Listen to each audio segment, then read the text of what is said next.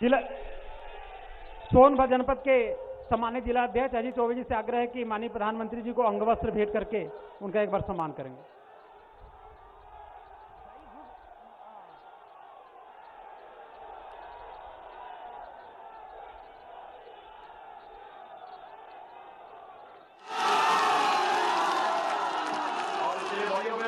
आपके पास आया हो इस सुरक्षा की गारंटी क्या मऊ के वासियों को नहीं मिलनी चाहिए थी? क्या मिलनी चाहिए ना? आप देख रहे होंगे श्रीमती मंजू सिंह एक विधवा नारी यहां पर आपके सामने खड़ी है और हमें संकल्प लेना होगा आने वाले समय में किसी बहन को, किसी बेटी को इस प्रकार के लिए किसी के सामने भीख न मांगना पड़े। ऐसे जब्त करने की आवश्यकता आप देखेंगे इस सरकार का भय है कि आज ये माफिया चुनाव लड़ने की हिम्मत नहीं कर पा रहे हैं। बैकडोर से अपने परिवार की एंट्री करवा रहे हैं, लेकिन घबराइए मत, सरकार का बुलडोजर रुकने वाला नहीं है, थमने वाला नहीं है।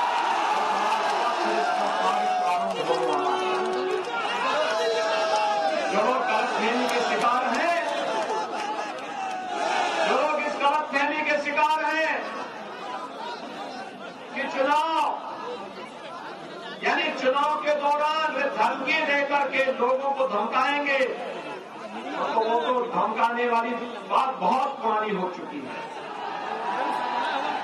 अब मऊ का कोई नागरिक धमकी के दबाव में नहीं आता है, बल्कि धमकी बातों को सही सबक सिखाता है। और भाइयों बहनों, आज मैं इसीलिए आपके पास आया, मैं पूछना चाहता हूं 5 साल में प्रदेश के अंदर कहीं दंगा देखा आपने? कहीं दंगा हुआ? हो भी नहीं सकता। समाजवादी पार्टी की सरकार में कितने दंगे हुए थे मालूम है? 700 दंगे हुए थे, 700 दंगे। योगी बाबा जिंदाबाद, हजारों लोग बेघर हुए थे,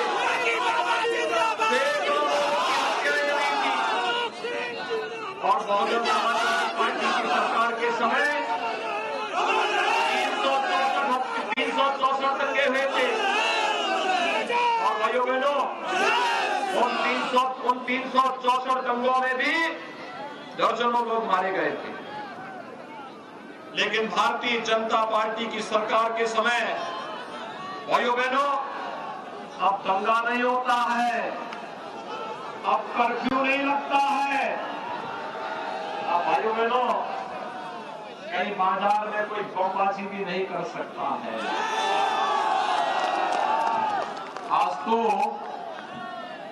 आज तो कर्फ्यू का स्थान कावड़ यात्रा ने ले लिया है। हर हर बम बम का नारा लगाते हुए कावड़ यात्रा निकलते हैं। व्यापारिक प्रतिष्ठान पर कोई बमबाजी नहीं कर सकता, कोई गुंडा टैक्स वसूली नहीं कर सकता, और नहीं तो मऊ से लेकर के वाराणसी तक ये पेशेवर माफिया और गुंडे, अगर कोई व्यक्ति जीवन भर कमा करके पैसा इकट्ठा करके कोई जमीन का टुकड़ा खरीदता था, ये गुंडे उसमें भी अपना गुंडा टैक्स मांगते थे। कोई व्यापारी और कोई सम्रांत नागरिक कोई गाड़ी खरीदता था, ये माफिया उससे भी गुंडा टैक्स लेते थे। व्यापारियों को गुंडा टैक्स देना पड़ता था। आज मैं कह सकता हूं, मेरे उत्तर प्रदेश में कोई भी व्यक्ति किसी माफिया को कोई गुंडा टैक्स नहीं देता है, और अगर कोई गुंडा और कोई माफिया गुंडा टैक्स मांगता है तो उसको गुंडा टैक्स तो नहीं, पुलिस की गोली जरूर मिल जाती है। ये फर्क है भाइयों बहनों, और ये इसलिए जिससे उत्तर प्रदेश हर बहन बेटी सुरक्षित हो सके, हर व्यापारी को सुरक्षा की गारंटी दी जा सके, हर नौजवान अपने उज्जवल भविष्य के लिए आगे कार्य कर सके। और इसीलिए 5 साल तक बिना रुके, बिना डिगे, बिना थके और बिना झुके सरकार ने कार्य किया है। आज उसका परिणाम आपके सामने है। भाइयों बहनों, मऊ का अपना इतिहास रहा है और मऊ का जो अपना इतिहास है, उस इतिहास में यहाँ के महान स्वतंत्रता संग्राम सेनानियों का शौर्य और पराक्रम और साथ ही साथ भाइयों बहनों, मऊ जनपद के अंदर विकास की प्रक्रिया को आगे बढ़ाने वाले स्वर्गीय कल्पनाथ राय और स्वर्गीय रामजी सिंह जी ने जो मेहनत की थी, जो परिश्रम की थी, मऊ को उन्होंने एक पहचान दिलाने का कार्य किया था। आज भाइयों बहनों, मैं आपके पास आया हूं आपसे कहने के लिए, मुझे एक बात बताइए, क्या 2017 के पहले आपको बिजली मिलती थी? देखो, दोनों हाथ उठाने में कोई दिक्कत नहीं है। मिलती थी तो बोलिए, नहीं मिलती तो मना करिए। मिलती थी कि नहीं मिलती थी? और 2017 के बाद आज बिजली आ रही है ना, पहले आती नहीं थी, आज जाती नहीं है। यही फर्क है ना। और भाइयों बहनों, 2017 के पहले तो बिजली की भी जाति और मजहब हुआ करता था, मालूम है ना। ईद और मुहर्रम रहेगी तो बिजली आएगी और होली और दीपावली को गायब हो जाएगी, यही होता था ना। आज तो सबको बिजली, पर्याप्त बिजली। ईद हो या मुहर्रम, होली हो या दीपावली, रक्षाबंधन हो या जन्माष्टमी या शिवरात्रि, हाँ, सबको बिजली, पर्याप्त बिजली और निर्बाध बिजली, 24 घंटे बिजली। मऊ में जितने मजरे थे, हर मजरों के अंदर मैं जानता था कि मऊ के अंदर पिछली बार जो विधायक चुना गया उसको जेल के बाहर नहीं निकलना है, और इसीलिए विकास की जिम्मेदारी मैंने अपने ऊपर ली थी, जिससे बाद में मैं आपसे कह सकूं कि विकास हमने कराया है, तो इसके बदले भारतीय जनता पार्टी के प्रत्याशियों को जिता करके दीजिए।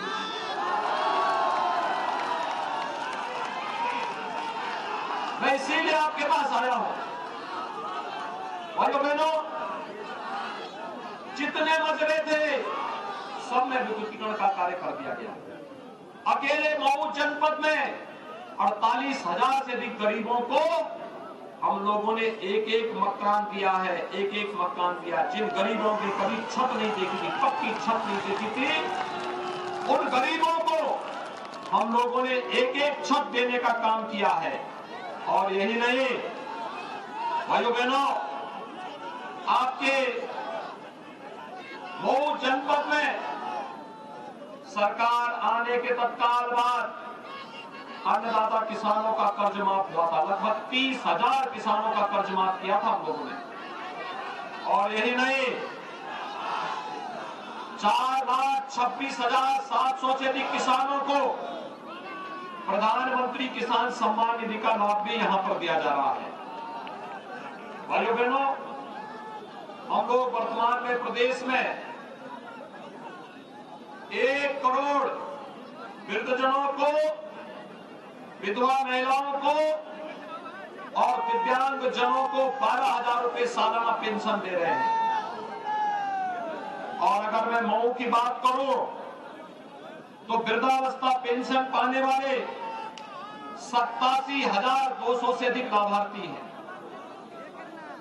निराश्रित महिला पेंशन पाने वाले 24,500 से अधिक हैं और दिव्यांग जन का पेंशन प्राप्त करने वाले 12,900 से अधिक दिव्यांग जन मऊ जनपद के अंदर 12,000 रुपए सालाना पेंशन प्राप्त कर रहे हैं। और हमने तय किया है, ये वृद्धजन हो, निराश्रित महिलाएं हो या फिर दिव्यांग जन, इनकी पेंशन की राशि को अभी तक समाजवादी पार्टी ने इसे बंद कर दिया था।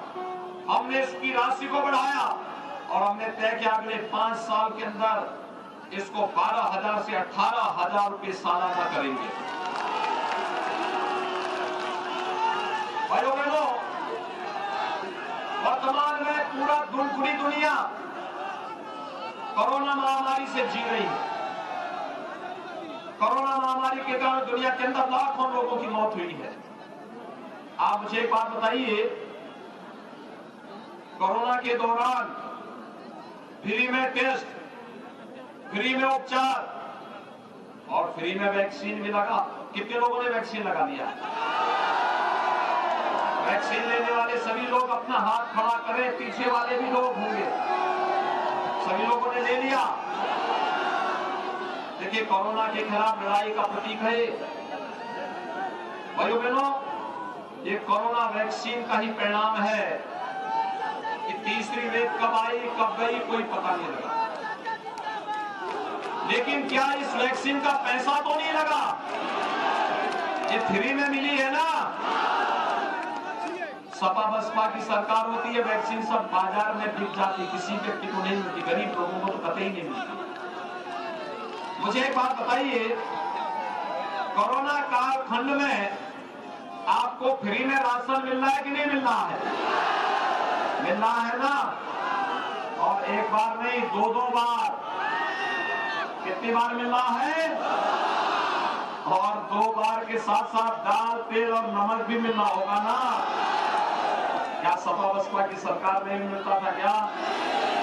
भाइयों बहनों, उनकी सरकार में राशन का पैसा, दवा का पूरा पैसा ये माफिया और ये गुंडे सब खा जाते थे, ये सब खा जाते थे।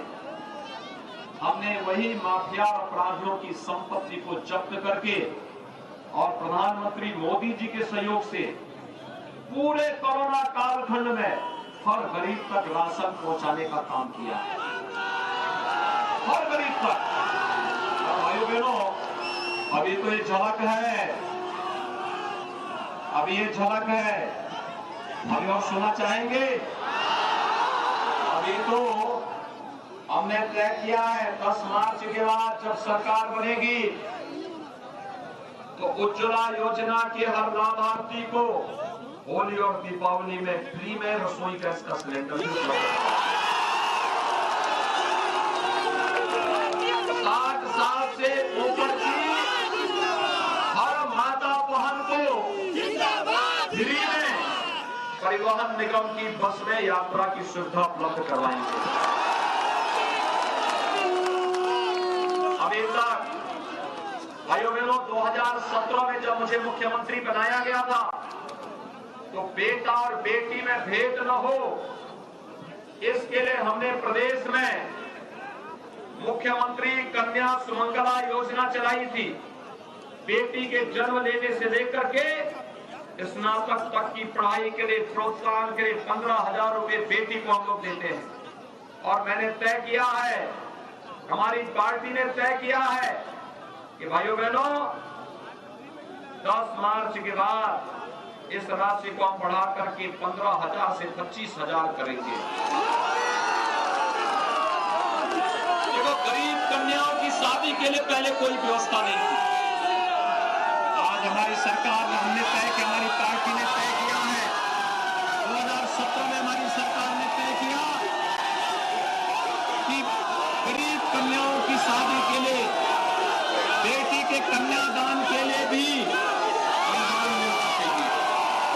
और भाइयों बहनों, अनुदान देने के इस कार्यक्रम को ध्यान में रखते हुए आज हमारी सरकार ने पहले चरण में 35,000 रुपया तय किया था।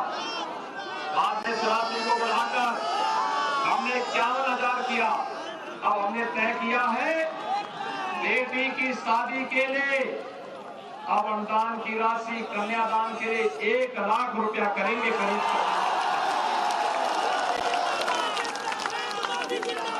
जो अन्नदाता किसान है, ट्यूबवेल का कनेक्शन लेता था, ट्यूबवेल का उसको शुल्क देना होता था, हमारी सरकार ने उसको आधा किया है और अगले 5 साल के अंदर हम इसे फ्री में करने की व्यवस्था करने जा रहे हैं।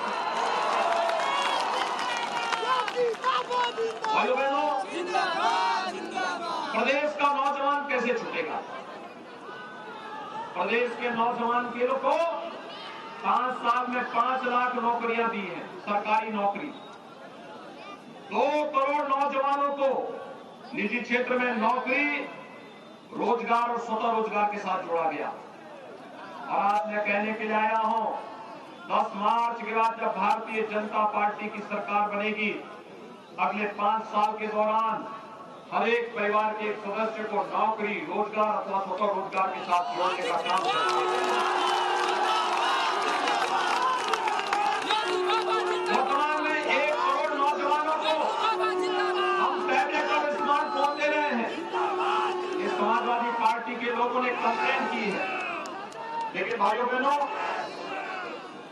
समाजवादी पार्टी नहीं चाहती है कि युवाओं का कल्याण हो, लेकिन हमने तय किया है कि 10 मार्च के बाद इस संख्या को हम 1 करोड़ से बढ़ा के 2 करोड़ करेंगे और फिजिकल एक्सेस को खरीद देंगे। परेशान है सपा के लोग, परेशान है कि ये पैसा कहां से आया है। मैंने कहा तुम्हारे पास जब पैसा था तुमने तो कुछ किया नहीं। तो सपा के नेता मुझसे बहस करने में कहा था हमने बहुत विकास किया है। मैंने कहा क्या विकास किया? तो जिन कार्यक्रमों में क्या होता है, उन्होंने कहा साहब हमने कब्रिस्तान की बाउंड्री वॉल करवाई है। विकास के नाम पर उनके पास केवल एक कार्य है। और भाइयों बहनों, जब आप भारतीय जनता पार्टी की डबल इंजन सरकार की बात करते हैं, सड़क है, बिजली है, पानी है, गरीबों का राशन है, एक्सप्रेस हाईवे है, ये जितने विकास के कार्य चल रहे हैं, और अभी तो हम हर जनपद में एक मेडिकल कॉलेज भी बनाने जा रहे हैं। परेशान है लोग, पैसा कहां से आया है। तो मैंने उनको साफ कहा, मैंने कहा देखो विकास के लिए सोच होनी चाहिए, और हम तो तय कर चुके हैं कि विकास भी चलेगा और बुलडोजर भी चलेगा, दोनों चलेंगे। लेकिन आज मैं आपसे कहने के लिए आया हूं भाइयों बहनों, जब मैं मऊ में आया हूं, याद करना बाबा साहब भीमराव अंबेडकर का सम्मान अगर किसी ने किया तो भारतीय जनता पार्टी ने किया, प्रधानमंत्री मोदी जी ने किया है।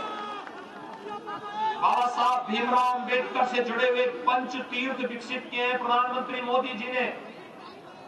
बाबा साहब भीमराव अंबेडकर का जहां जन्म हुआ था वो मऊ, मध्य प्रदेश में भव्य स्मारक बाबा साहब का बना है। बाबा साहब ने इंग्लैंड में रह करके जहां दीक्षा ली थी, जहां पे पूरी उच्च शिक्षा प्राप्त की थी, उस भवन को अंग्रेजों से खरीद करके भारत सरकार ने अनुसूचित जाति जनजाति के नौजवानों के लिए भव्य छात्रावास भी बनाया और बाबा साहब का भव्य स्मारक भी बनाया है।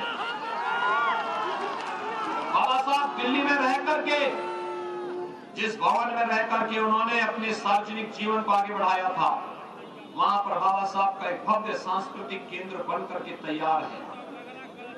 जहां उन्होंने दीक्षा ली थी नागपुर में, दीक्षा भूमि हो या अंतिम चैत्य भूमि मुंबई, ये पंच तीर्थ अगर किसी ने विकसित किए हैं, बाबा साहब भीमराव अंबेडकर ने के सम्मान में ये प्रधानमंत्री मोदी जी ने और भारतीय जनता पार्टी ने किए हैं।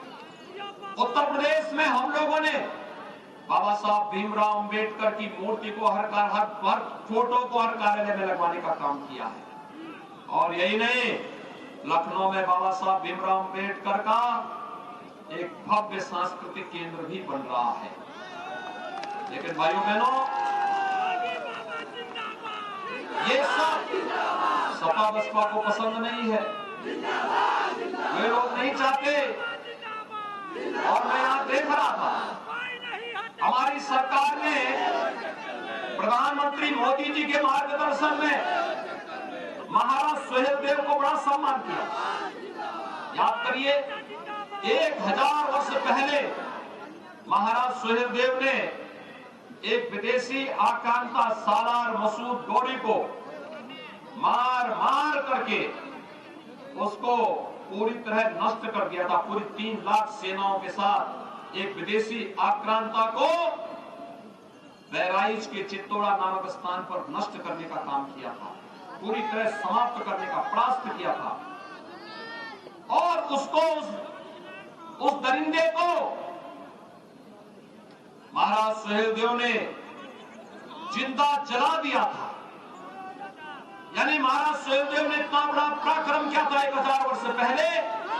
इतिहास में शौर्य पराक्रम के प्रतीक के रूप में महाराज सुहेलदेव, और इसीलिए प्रधानमंत्री मोदी जी ने सबसे पहला काम 1000 वर्षों के बाद महाराज सुहेलदेव को किसी ने सम्मान दिया तो प्रधानमंत्री मोदी जी ने दिया।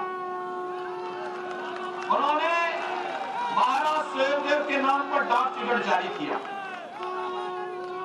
महाराज सुहेलदेव के नाम पर एक स्पेशल ट्रेन चलवाई। और यही नहीं, जब बहराइच में मेडिकल कॉलेज बनने की बात हुई तो मैंने कहा भाई देखो, बहराइच के मेडिकल कॉलेज का नाम महाराज सुहेलदेव के नाम पर होगा और महाराज सुहेलदेव के नाम पर बहराइच का मेडिकल कॉलेज का नाम पर हुआ। और भाइयों बहनों, यही नहीं, बहराइच में जहां पर सालार मसूद को महाराज सुहेलदेव ने पूरी तरह परास्त करके वहां उसे मार डाला था, वहां पर महाराज सुहेलदेव का एक भव्य स्मारक बनाने का काम भी भारतीय जनता पार्टी की डबल इंजन सरकार कर रही है। और यही नहीं, आजमगढ़ में हम लोगों ने एक नया विश्वविद्यालय दिया है और आजमगढ़ के इस नए विश्वविद्यालय का नाम भी महाराजा सुहेलदेव के नाम पर ही है।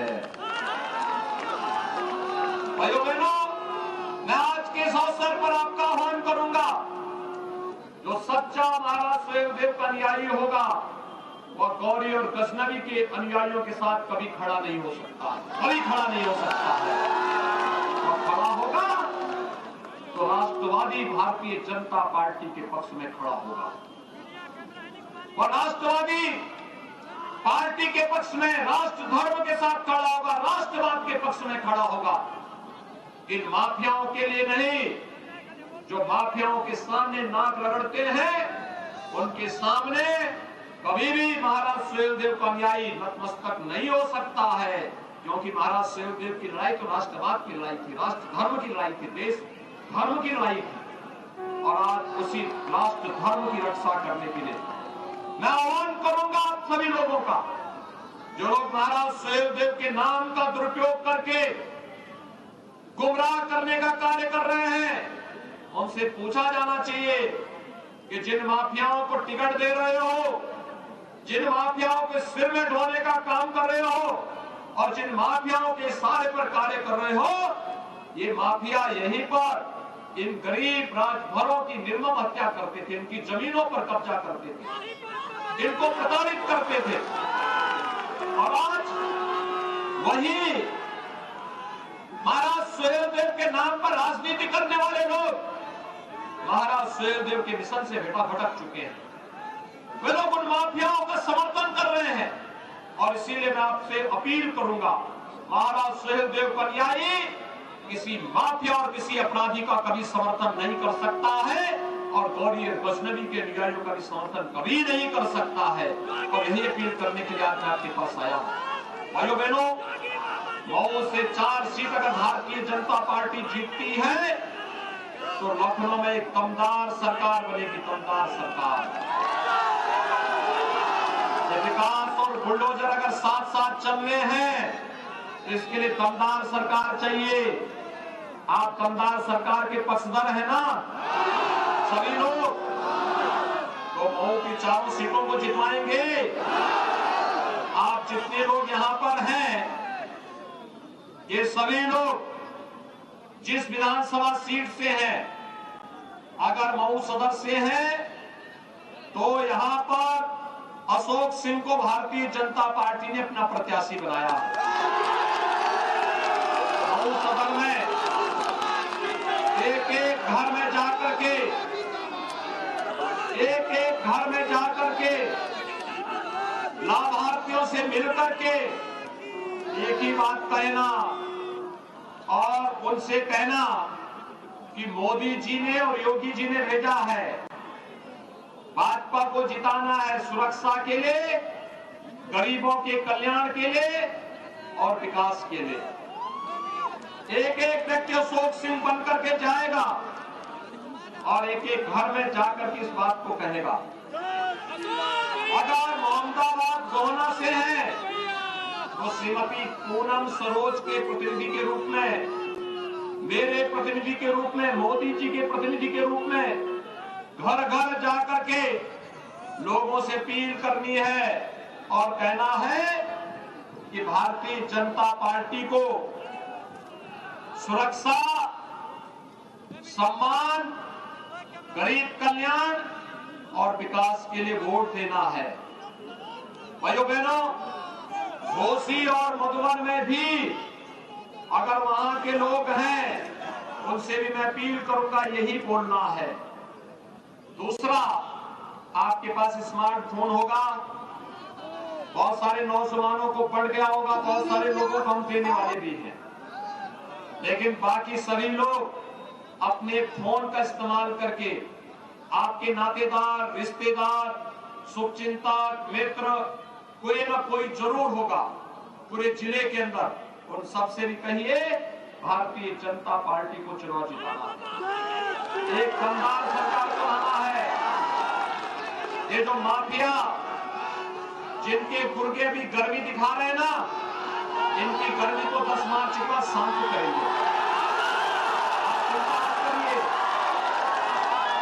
लेकिन मैं आपसे अपील करूंगा कि अभी से लग करके विकास और बुलडोजर एक साथ काम कर सके, इसके लिए दमदार सरकार चाहिए और दमदार सरकार के लिए 4 सीटें भारतीय जनता पार्टी को चाहिए।